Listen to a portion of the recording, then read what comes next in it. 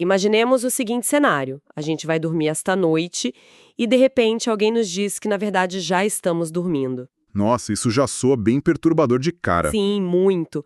Pior ainda, o material de áudio fascinante que vamos analisar hoje argumenta que a pessoa que vemos no espelho todas as manhãs não somos nós de verdade. Pois é, e segundo essa visão, o que a gente chama de eu é tipo apenas uma máscara temporária. Uma máscara com prazo de validade. Exato.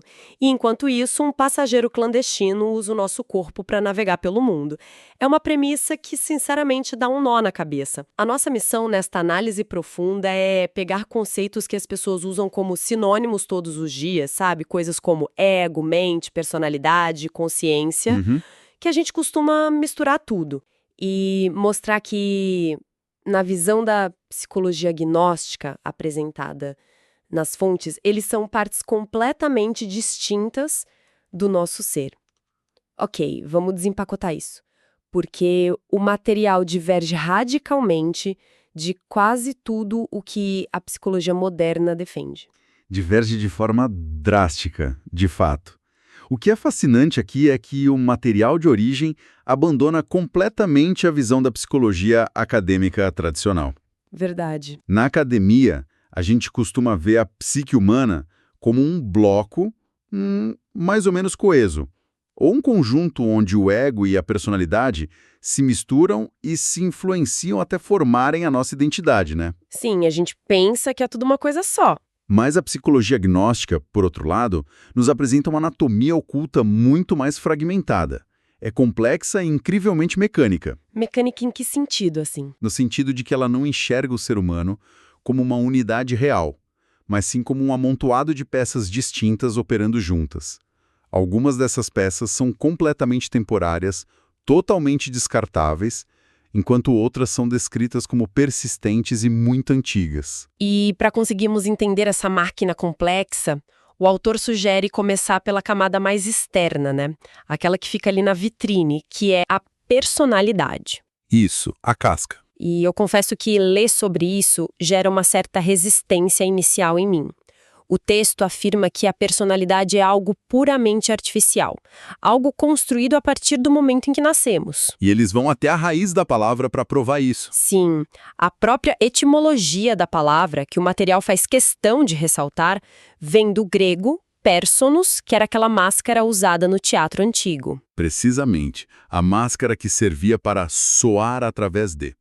Os atores do teatro clássico usavam essas máscaras pesadas, muito expressivas, para representar personagens, arquétipos e deuses, sabe? A voz do ator soava através daquela fachada. E o áudio que analisamos foca intensamente nesse ponto cênico. A nossa personalidade atual é literalmente uma máscara. Caramba! O material postula que ela é formada exclusivamente nos primeiros 7 anos de vida da criança. Tudo através da imitação e da absorção do ambiente. E tem um detalhe crucial aí que choca logo de cara. A personalidade não sobrevive à morte física. Não sobrevive de jeito nenhum. Quando o corpo morre, essa máscara simplesmente se dissolve. Mas espera aí, quer dizer que todas as nossas manias, o nosso senso de humor super específico, a forma como a gente anda ou fala, quer dizer, o texto argumenta que tudo isso é apenas um arquivo temporário que vai ser deletado no fim da vida. É exatamente isso que a fonte propõe. Olha, isso é uma pílula gigante para se engolir, porque nós passamos décadas polindo a nossa personalidade, fazendo testes na internet para descobrir qual é o nosso tipo, e a fonte diz que ela é apenas um meio de manifestação emprestado. É um conjunto de ferramentas, né? Sim, composta puramente por habilidades práticas. É a capacidade de usar talheres, de desenhar, de tocar um instrumento musical. É quase como se a personalidade fosse um software. Uma analogia perfeita. É um pacote de utilitários que o ambiente instala na criança e pronto. A analogia do software ilustra muito bem a mecânica proposta pelo autor. Porque o hardware biológico, o potencial humano bruto, já está presente no nascimento. Certo. Mas se o software não for programado corretamente pelo ambiente, e aí a gente inclui a família, a escola, as ruas, a cultura em geral, O potencial interno nunca consegue se manifestar de uma forma útil no mundo. E o material faz uma crítica contundente à forma como a sociedade moderna programa essas personalidades hoje em dia, não faz? Faz sim, e é bem pesada. Ele usa um contraste histórico interessante. Ele cita a antiga escola pitagórica, na Grécia, que focava em uma educação integral. Eles desenvolviam simultaneamente a mente, a emoção e o movimento corporal. Uma educação que preparava a ferramenta por completo, então. Mas o autor argumenta que o atual cenário é um caos absoluto, certo? Um caos total. O argumento é que se o ambiente desenvolve essa ferramenta na base da ignorância, do medo, ou focada apenas no consumo de estímulos vazios, a personalidade se torna um instrumento defeituoso. Faz sentido dentro da lógica deles. O material é bem enfático ao dizer que abandonar crianças à mercê das circunstâncias atuais, sem uma educação consciente, destrói o veículo através do qual qualquer inteligência superior poderia atuar no futuro. Sabe, fazendo uma ponte com a arte, enquanto eu li as anotações do material, eu fiquei pensando na figura de um pintor. Como assim? Alguém pode ter inspirações geniais, imagens lindíssimas habitando o seu íntimo, sabe? Uhum. Mas se essa pessoa nunca desenvolveu a habilidade motora fina com os pincéis, ou seja, se a ferramenta da personalidade dela não foi treinada para isso, aquela obra-prima nunca vai existir no mundo físico. A inspiração fica completamente engarrafada por falta de um canal de expressão. Essa é a mecânica exata descrita no áudio. A inteligência real fica aprisionada por uma personalidade mal formada. É triste pensar nisso. Sim, a máscara se torna um obstáculo em vez de ser um canal. Mas se pensarmos bem, isso nos obriga a fazer uma transição lógica agora. Qual? Transição? Bom, se a personalidade é apenas um traje espacial vazio, um software de habilidades que morre junto com o corpo físico, quem é a entidade que está vestindo esse traje? Ah, claro. E é nesse ponto que o material introduz o conceito que mais rompe com a psicologia contemporânea: o ego. Que onde a coisa fica realmente interessante. Porque a psicologia acadêmica geralmente trata o ego como o nosso centro de comando, sabe? O eu que gerencia a realidade e a personalidade. Sim, como o núcleo de quem somos. Mas o texto que estamos analisando subverte isso de forma muito agressiva. Ele diz que o ego não tem absolutamente nada a ver com a personalidade no sentido de formação.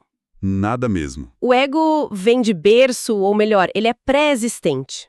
A fonte o descreve como parte da nossa mente animal, uma bagagem pesada que trazemos de outras existências. Isso levanta uma questão importante sobre como o material enxerga a continuidade da vida. Como funciona isso para eles? Para essa linha agnóstica, o ego não é uma entidade unificada, não é um eu singular, mas sim uma legião, um amontoado caótico de desejos, medos, defeitos e memórias mecânicas que se perpetuam no tempo. Caramba, uma legião! Sim. E enquanto a máscara da personalidade é costurada agora, nesta vida, e descartada na morte, o ego é o passageiro clandestino. É o viajante persistente que continua atravessando diferentes vidas corporais, precisando sempre de novas máscaras a cada viagem. Mas me tira uma dúvida, como essa dinâmica se sustenta no dia a dia? Porque o texto fala de um estado de simbiose, né? Exato, uma simbiose forçada. Mas se o ego é uma bagagem de desejos muito antigos, mas não tem as habilidades modernas afinal, pensa bem, o ego de um século atrás não saberia mexer em um smartphone. Como ele opera no mundo moderno hoje? Ele opera através da invasão mecânica. O ego, por ser velho e pré-existente, realmente não sabe falar o idioma atual da pessoa, não sabe dirigir um carro de câmbio automático ou operar um computador. Ele não tem o software. Isso. Ele não possui as habilidades práticas. Então, o que ele faz? Ele precisa parasitar a personalidade que acabou de ser formada na infância. Entendi. A personalidade, em sua essência, é neutra. São apenas os utilitários instalados. Mas o ego a utiliza como um exoesqueleto. Ele veste a máscara para conseguir atuar no mundo físico e satisfazer os seus próprios apetites. Nossa, é uma dinâmica bem assustadora se a gente parar para analisar. É como se nós fôssemos, tipo, um carro 0 km, com freios e direção perfeitos.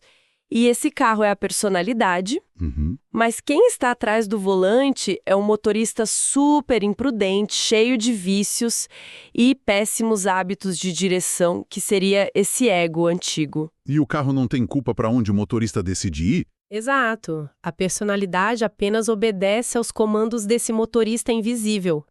Mas para que esse motorista consiga fazer o carro andar, ele precisa de um painel de controle. Ele precisa de um sistema de processamento que conecte a intenção dele à ação física do carro, né? Com certeza. O que nos leva diretamente à análise da mente e do cérebro. E aqui a cabeça dá outro nó. Dá mesmo. E mais uma vez o material faz uma cisão fundamental. Ele separa categoricamente a mente humana da mente animal, argumentando que a única verdadeira diferença entre ambas é o intelecto. O intelecto seria a única barreira? Segundo o texto, sim.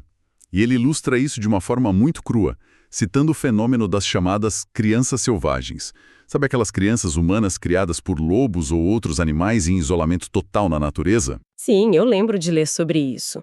Esse exemplo das crianças selvagens é fascinante para testar essa teoria deles. O texto argumenta que, quando essas crianças são resgatadas, elas não demonstram intelecto humano algum. Nenhum. Elas agem puramente pela força da mente instintiva animal.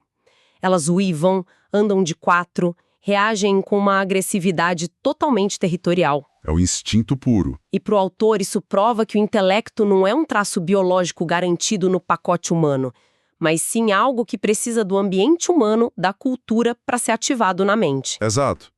O intelecto é o diferencial que é cultivado da mente humana. Mas a base mental, tanto humana quanto animal, seria feita da mesma substância bruta. Entendi. No entanto, o grande alerta que o áudio faz não é apenas sobre a origem da mente. O alerta é sobre uma confusão materialista moderna. O erro colossal de confundir a mente com o próprio cérebro físico. Ah, sim. O material traz uma analogia brilhante para desmascarar essa confusão. Eu adorei essa parte. O autor afirma que o cérebro físico apenas ancora o pensamento, servindo como uma espécie de transmissor, sabe? Apenas o aparelho. E que confundir a mente com a massa cinzenta do cérebro é tipo o mesmo que achar que o fio elétrico de cobre é a própria eletricidade. É uma distinção vital. Sim, porque a sociedade inteira passa a vida tentando cultivar a mente, lendo centenas de livros, absorvendo dados sem parar, achando que isso gera inteligência real. E não gera. Quando, de acordo com essa visão gnóstica, nós estamos apenas sobrecarregando o fio elétrico com informações. A gente não está alterando a natureza da eletricidade que passa por ele. E a fonte vai ainda mais fundo nessa desconstrução. Ela afirma de forma muito categórica que o pensamento, por si só, não é inteligência. Pensar não é ser inteligente. Para eles, não. O processo de pensar, aquela tagarelice interna constante na nossa cabeça, é descrito como um mecanismo reativo e super cansativo da mente atual. A verdadeira inteligência seria uma faculdade pertencente a outra instância muito mais profunda. Ok. E aqui, o material entra em um território que é altamente esotérico e exige bastante atenção da gente. Pois é, eu percebi. Ele descreve o atual corpo mental humano como sendo meramente protoplasmático. Eu confesso que eu precisei parar a leitura nessa parte das anotações. Protoplasmático. Isso soa como biologia celular básica do colégio. O que a fonte quer dizer com uma mente protoplasmática? O argumento é que a nossa mente atual sequer é uma estrutura terminada. Exatamente esse é o argumento. Por mais estranho que pareça, o termo protoplasmático é usado pelo autor para descrever algo primivo, uma matéria-prima informe que nos foi emprestada pela natureza. Tipo uma argila sem forma. Isso. Como um rascunho biológico e energético focado apenas na sobrevivência e no intelecto muito básico. O texto sustenta que o ser humano comum não possui um autêntico corpo mental. Um veículo permanente de carne e osso mentais, por assim dizer. Mas então como alguém forjaria um corpo mental real, já que a natureza só nos deu esse rascunho? A gente fica preso nisso? Não, mas construir isso não é fácil. Esse verdadeiro corpo mental só pode ser cristalizado através de um esforço monumental, um processo que eles chamam de quarta iniciação maior, envolvendo processos de alquimia sexual. Alquimia sexual, isso é bem específico da tradição deles, né? Sim, bem específico. A alegação é que apenas através de uma transmutação literal de energias internas altíssimas é que o praticante consegue estruturar uma mente real, o que transformaria a pessoa no que a tradição chama de um Buda. Um despertar completo. Exato. E sem essa construção deliberada, o texto avisa que os poderes do nosso intelecto atual, por mais refinados e cultos que parecem, são comparáveis a uma pequena luz de vela tentando competir com o brilho do sol. Uau! Coloca o nosso tão idolatrado intelecto moderno em uma perspectiva bem humilde, né? Com certeza. Mas, olha, mesmo operando com essa luz de vela protoplasmática, o autor é implacável quanto à responsabilidade que temos sobre ela no dia a dia. Ele não nos isenta de culpa. Não mesmo. Ele introduz o conceito de dieta mental. A premissa é de que a mente digere impressões do mundo exterior da mesma forma que o nosso estômago digere comida. Isso é bem interessante. Sim, e ele cita o consumo de filmes violentos, romances de baixa qualidade, pornografia e o que ele chama de música infernal. Tudo isso operando como toxinas diretas para esse sistema. É uma questão de higiene mental puramente mecânica, segundo o autor. Pense bem, se a mente atual já é um veículo limitado por natureza, e se o objetivo de quem busca evolução é silenciar os egos, que eles chamam de agregados psicológicos, certo? Então alimentar a mente com impressões densas e caóticas tem um efeito devastador. O ego, aquele passageiro clandestino do qual a gente falava, ele se alimenta dessas impressões densas. Ah, claro, faz todo sentido. Ao consumirmos compulsivamente a negatividade ou a superestimulação do mundo moderno, seja rolando o feed infinito das redes ou assistindo a tragédias, nós estamos, na verdade, engordando o parasita e, consequentemente, enfraquecendo a capacidade do fio elétrico de transmitir qualquer luz real. Bom, vamos tentar organizar o tabuleiro aqui com as peças que o material nos deu até agora. Vamos lá. A personalidade é um exoesqueleto temporário, um software de habilidades que simplesmente morre. O ego é um passageiro antigo, uma legião de defeitos que usa a personalidade para se expressar no mundo. A mente e o cérebro funcionam, respectivamente, como a eletricidade e o fio elétrico, sendo a mente um rascunho biológico de um processador instintivo que hoje vive frequentemente sobrecarregado por lixo externo. Resumo perfeito. Tá, mas se a gente descartar o traje espacial temporário, expulsar o parasita clandestino e ignorar o hardware básico, o que sobra no centro de tudo isso? Qual é a essência real da pessoa? Porque o texto aponta para um núcleo, ele aponta para consciência. Sim, chegamos ao núcleo. A consciência, que a tradição esotérica do áudio também chama de manas, a verdadeira alma humana. Manas. Isso. A grande chave para compreender essa estrutura complexa é que Manas opera de forma completamente independente da mente, das emoções e do corpo físico. Ela não é feita de pensamentos ou recordações mecânicas do dia a dia. É algo completamente à parte. Totalmente. E é nesse ponto que o autor lança uma crítica contundente contra certas correntes místicas modernas. A parte em que ele critica o que chama de esoterismo de jardim de infância. Eu, honestamente, achei essa definição muito afiada e direta. É uma expressão forte. O texto argumenta que muitas escolas tentam, de certa forma, salvar o ego.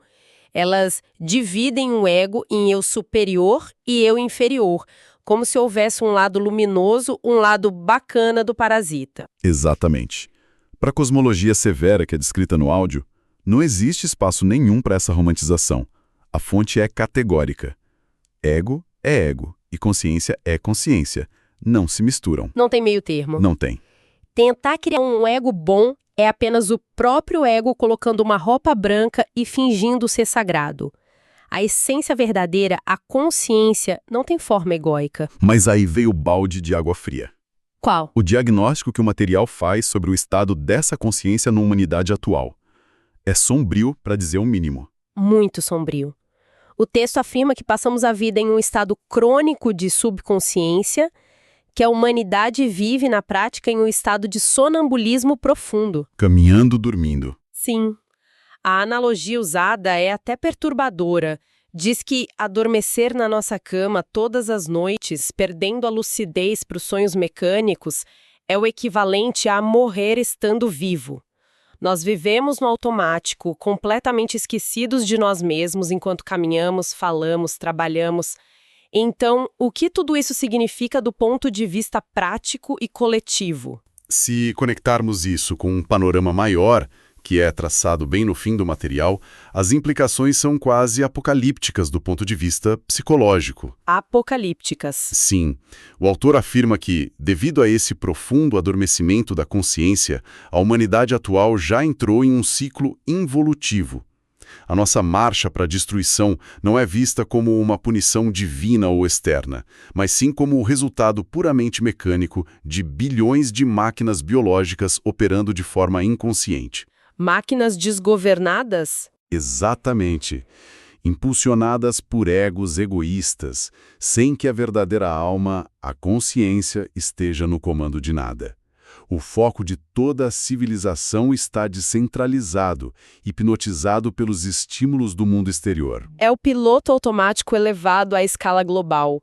É a gente ver pessoas dirigindo até o trabalho sem lembrar o caminho que fizeram, pessoas comendo enquanto olham para uma tela de celular, sem sequer registrar o sabor do próprio alimento, sabe? É a pura mecanicidade. E no meio desse diagnóstico tão severo, o material entrega o que me parece ser a regra de ouro. O axioma central de toda essa filosofia agnóstica. Onde estiver a nossa atenção, ali estará a nossa consciência. Essa frase é essencial. Ela resume o mecanismo de resgate proposto pela fonte. É a chave mestra de tudo. Aprender a focar. Aprender a observar, dividir e governar a atenção.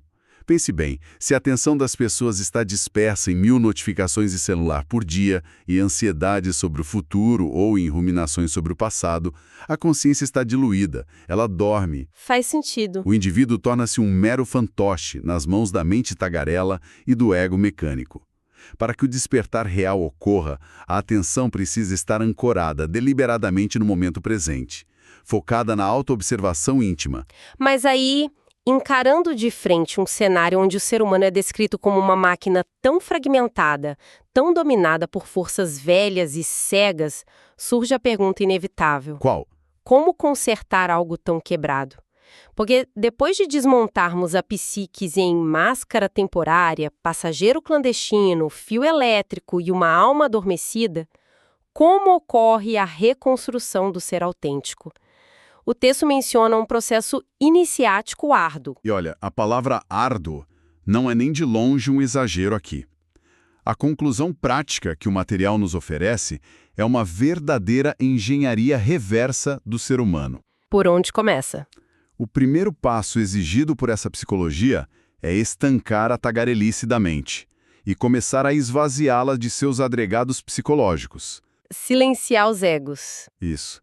Através de uma meditação rigorosa e de uma autoanálise brutalmente honesta, o praticante deve identificar e calar o passageiro clandestino. Detalhe importante, não é reprimir o ego, esconder ele no porão da mente. É compreender-o profundamente até que ele perca força e se dissipe. Certo. E supondo que a pessoa consiga atingir esse nível de silêncio interno, criando um espaço vazio na mente que antes era ocupado por todo o caos dos desejos, o que acontece com a ferramenta externa, a nossa máscara? Uma vez que o espaço interno esteja limpo, aí entra o segundo estágio, a remodelação ativa da personalidade. E o autor deixa muito claro que isso não acontece por um passe de mágica. E imagino que não. É um esforço titânico puramente consciente. Envolve forjar novos caminhos neurais na prática, sabe? Exercitando pacientemente, às vezes ao longo de anos a fio, novos hábitos. Novas formas de reagir aos eventos, de sentir, de pensar e agir. É reprogramar o software com um código limpo, então. Exato. O objetivo final é que a personalidade deixe de ser aquele instrumento manipulado pelo ego cego e se transforme em um veículo cristalino, transparente, por onde a verdadeira consciência despertada possa, finalmente, atuar e se expressar no mundo físico. Resumindo de forma bem brutal, é um trabalho monumental de reaprender a existir, né? Literalmente. Deixar de ser um drone biológico reativo, que é montado por influências externas aleatórias, para se tornar o arquiteto da própria estrutura psicológica. O material não promete atalhos em momento algum. A transição de uma máquina orgânica adormecida para um indivíduo desperto é apresentada como a tarefa mais exigente que um ser humano pode empreender na vida. Não é para qualquer um. Mas, segundo a mesma fonte, é o único propósito real e válido da nossa existência física. Fascinante.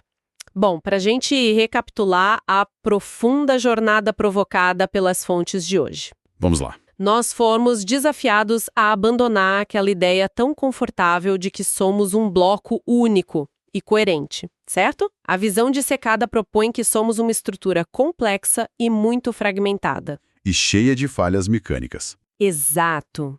Possuímos uma personalidade artificial que é temporária e precisa ser cuidadosamente reeducada.